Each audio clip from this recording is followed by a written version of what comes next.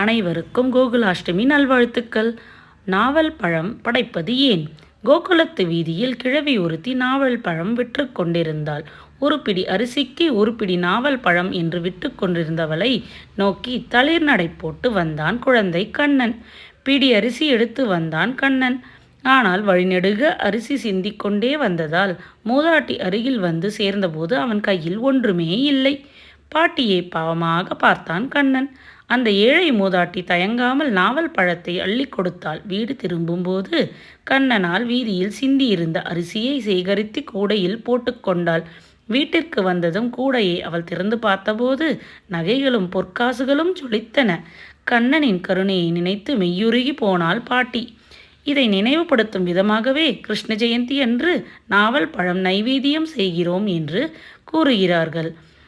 Jai Krishna. Hare Krishna Hare Krishna Krishna Krishna